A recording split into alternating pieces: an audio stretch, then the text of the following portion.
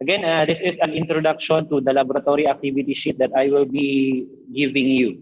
This is all about how we are going to conduct measurement, particularly when we conduct experiments. This will be our objectives for this morning. First, we are going to differentiate accuracy and precision. Ano ba yung kaibahan ng accuracy and precision at gaano siya ka-importante when we conduct an experiment?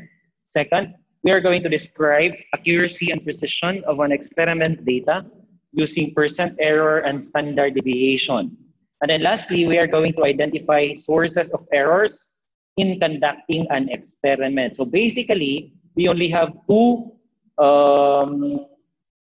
topics for this morning, and that is accuracy and precision and sources of errors. So yun lang yung topic natin for this morning. So let's start with differentiating or describing accuracy and precision. These two terms are very important. Why? So that we are able to know kung tama ba yung ginagawa natin sa experiment. So what is accuracy? When we talk about accuracy, that refers to the closeness of the average experimental value to the accepted value. Ano ang kaibahan ng experimental value and accepted value? For example, when we talk about the boiling point of water, what is the boiling point of water? Alam natin that the boiling point of water, 100 degrees Celsius, that is regarded as true by the general public. Kung magbasa ka ng libro, the boiling point of water is 100 degrees Celsius. Kung mag-search ka sa net, the boiling point of water is 100 degrees Celsius. Okay? That is what we call accepted value, because that is regarded as true by the general public, by the scientific community. So that can be considered an accepted value. When we talk about experimental values, those are the values that we gather in an experiment. For example, I want to give you a task in determining the boiling point of water. So, you will conduct an experiment, tama? So, ang result ng boiling point of water as you gather in an experiment, that is what we call an experimental value. Okay? Now, when we talk about accuracy, you are comparing your result to the accepted value. Now, when we talk about precision, you are comparing the results of your trials, the consistency of your trial. For example, this is the result gathered by Group 1 in their experiment on determining the boiling point of water. We know for a fact that the boiling point of water is 100 degrees Celsius. This is regarded as true by the general public. Do you follow? So that means this is our accepted value. Now here comes Group 1, and they performed an experiment in determining the boiling point of water. So they have different trials. Of course, dili man pwede isa lang ka-trial when we conduct an experiment. So they have different trials. Trial 1, nakakuha sila 101.2 degrees Celsius. Trial 2, nakakuha sila 96.5 degrees Celsius. And then trial 3, 92.7 degrees Celsius. And just get the average of that. This is the average. Just get the average and you have 96.8 degrees Celsius. Now, is this data correct or not? As I've told you, we will go to its accuracy and precision. Now, when we talk about accuracy, that is how close your average value to the accepted value. Do you follow? So you are comparing the average to the accepted value. This is what we call accuracy. Accurate. Kumbaga, sa dartboard pa, tinamaan mo yung bullseye. Yan. If you compare the average value to the boiling point of water, masasabi natin na medyo malayo yung nakuha nila na data. Tama? 96.8 is malayo sa 100 degrees Celsius. That means this data has low accuracy. Bakit? Hindi niya natamaan yung bullseye. Do you follow? Now, when we talk about precision, precision refers to the consistency of your trials. Ito, gaano ba ka-consistent yung nakukuha niya na data? Kagaya sa dartboard, gaano ba ka-consistent yung pins, yung tinamaan ng pins? And if you notice, medyo malayo sila sa isa't isa. So basically, ang nakikita natin dito, hindi siya consistent. Bakit? Kasi 101, tapos naging 96, tapos naging 92. Hindi siya consistent. Do you follow? So what can we say about its precision? We can say that the precision is low. Bakit? Because the values of the different trials are not close to one another. Kaya nang nanliligaw sa'yo. Hindi consistent. Ibig sabihin, hindi consistent yung tinatamaan ng dart pins. Now, here is another data obtained by Group 2. So Group 2, the same experiment, they performed a trial 1, trial 2, trial 3, and just get the average of that. The average is 103.9 degrees Celsius. Now, what can we say about its accuracy? So, ang masasabi natin dyan, low accuracy kasi malayo. If you notice, parang 4 na degrees Celsius yung difference. Almost 4 degrees Celsius yung difference. So, malayo.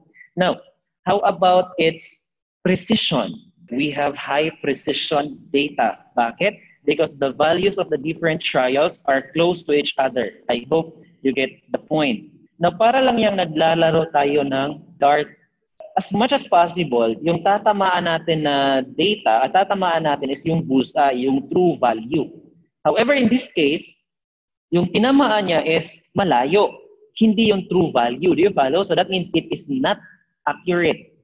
However, yung mga dart pins, it is not correct. Tama? Kasi hindi mo tinamaan yung true value, yung accuracy. Okay? So, consistent nga, yung data na nakukuha mo, mali naman.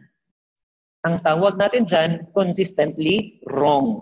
Now, here's another result obtained by Group 3. Trial 1, 102.5. Trial 2, 99.3 degrees Celsius.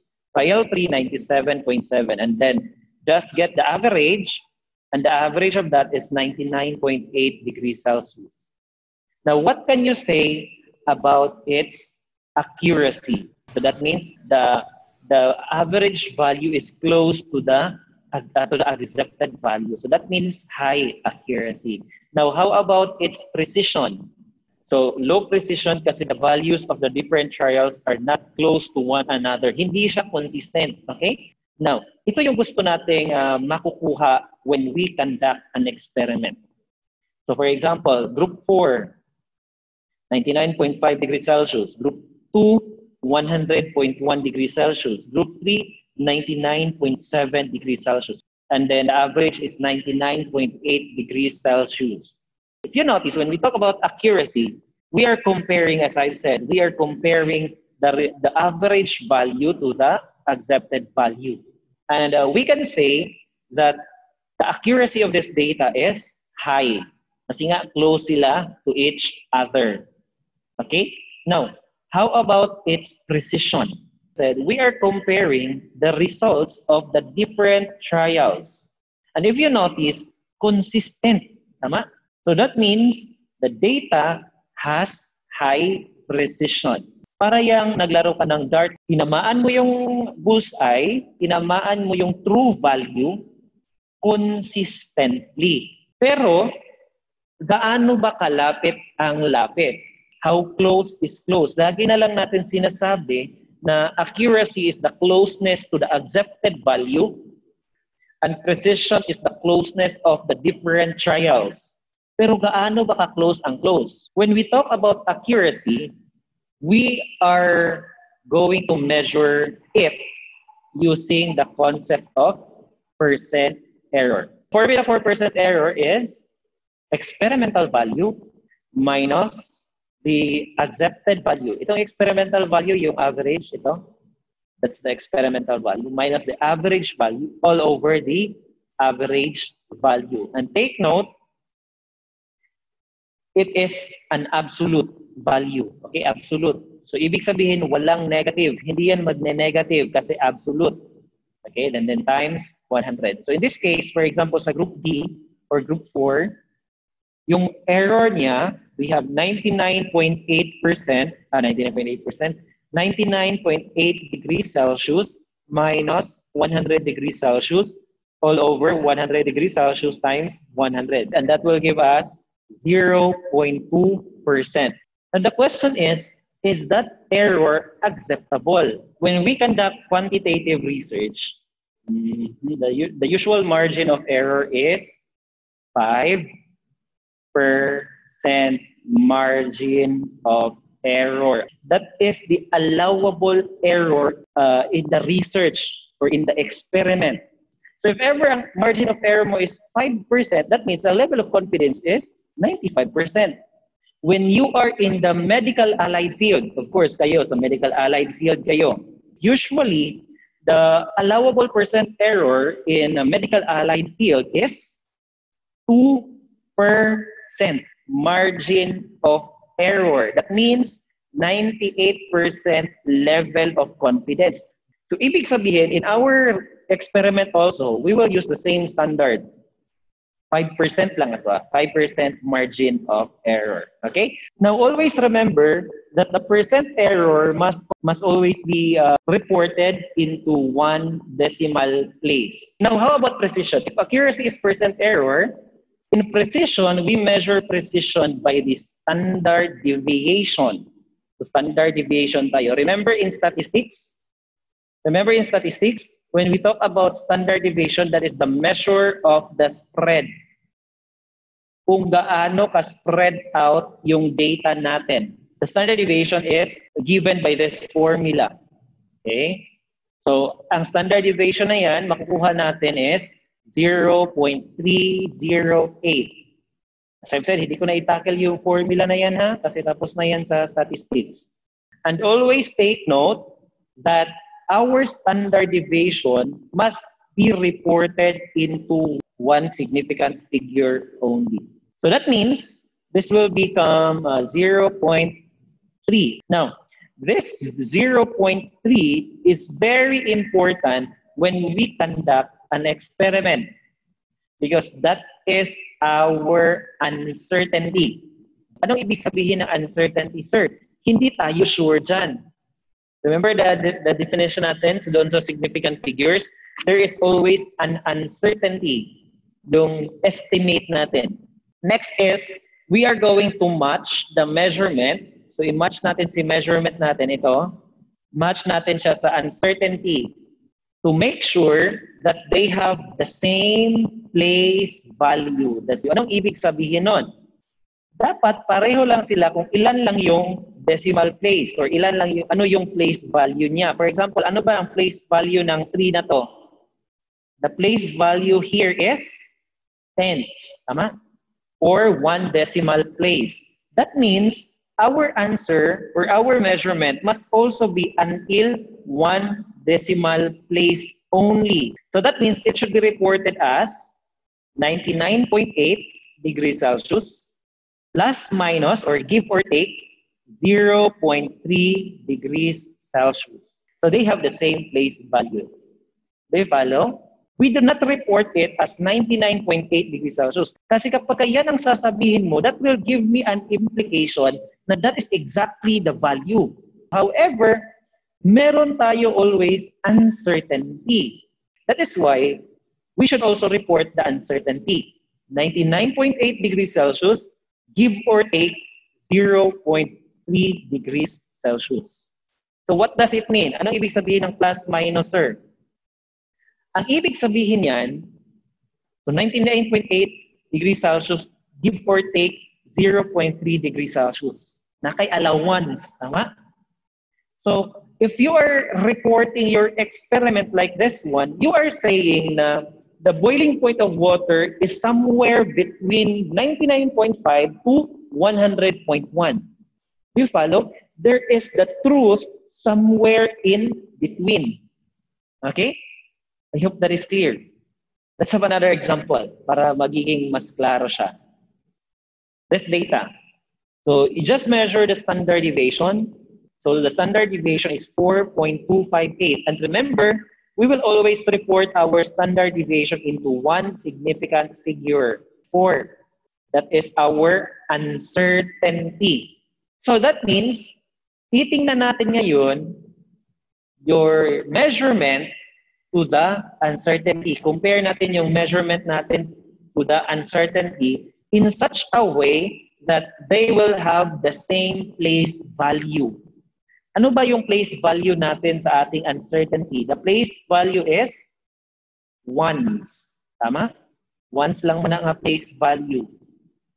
So that means our answer must also be up to the ones place. And that is 6. Okay? That is 6. So let's look at the number next to 6. That is 8. That is why it is reported as 97 degrees Celsius, 97 degrees Celsius, give or take 4 degrees Celsius. Huwag mong sasabihin na the boiling point of water is 96.8 degrees Celsius. Yan. Because it will give us an idea na that is exactly 96.8 degrees Celsius. Where in fact, napakadami ng result ng trials mo. Do you follow? So, include also the uncertainty. And what is our uncertainty? What is our estimates? 4 degrees Celsius. Give or take 4 degrees Celsius. Now, anong ibig sabihin ng 97 degrees Celsius? Give or take 4 degrees Celsius. So you are saying na the boiling point of water is between 93 degrees Celsius and 101 degrees Celsius. Nakuha? So we will give an allowance. At ano yung magbibigay ng allowance natin? Yung standard deviation. Do you follow? Bakit ganyan, sir? Kasi we do not know the value, the true value. Okay? Hindi natin alam kung ano yung truth. So, alam lang natin that the truth is somewhere in between. Bakit? Sino ba ang nagsabi na the boiling point of water is 100 degrees Celsius? The scientist, sir. Sino nagsabi sa scientist? Alangan niingon ang Ginoo nga, okay, scientist, ang boiling point ng water kay 100 degrees Celsius. Yan natin Ginoo. Wala man. Tama? So, we are not so sure na 100 talaga yan. Tama? Pagbutang na to rin sa kalibutan, wala takabalo kung unsa ang tinuod. Do you follow? We do not know the true value. So ano ang ginagawa natin? Experiments, kagaya nito. And then, the uncertainty. So for example, according kay Group 1, for example, experiment ni sa scientists. According sa first trial sa first experiment ng scientists, the boiling point of water is between 93 degrees Celsius to 101 degrees Celsius. That is according sa kanya. Bakit? Kasi hindi siya sure. But sure siya that there is the true value somewhere in between. However, if you notice, using this data, napakalayo ng range, tama? Now, here comes another scientist. Ang ginawa niya, na-narrow down yung uncertainty. Do you follow? From 93 to 101 degrees Celsius, sabi niya, okay guys, yung boiling point ng water is between 93 to 101 degrees Celsius. Now here comes Group 4. The boiling point of water is between 99.5 degrees Celsius to 101 degrees Celsius. If you notice, medyo defined yung kanyang experiment. Pwede natin yan, i-narrow down pa yung uncertainty natin, i-narrow down yung range, i-narrow down yung uncertainty. Hanggang dadating tayo sa point na yung range na lang is 99.99 degrees Celsius to 100.01 degrees Celsius. Hanggang aabot tayo dyan. That is how we discover truth. Bakit? Kasi wala nagsabi sa atin kung ano yung truth. Do you follow? Sino ba nagsabi sa atin na merong truth? Wala man. But all we can do is to minimize the uncertainty, is to narrow down the uncertainty until such time that we arrive closer and closer to the truth. So for example, how would you know na there is love? That person is in love with you. Of course, there is always uncertainty, right? So what are we going to do? We will narrow down the uncertainty. How would you know that there is God? There is uncertainty, so you minimize the uncertainty. That is why study, study, study, study. Why? So that we arrive closer and closer and closer to the truth. We will remove some of the uncertainties. Okay? That is how discover the truth. I hope that is clear. Okay. Sir, ano ba yung nagkukos ng uncertainties natin?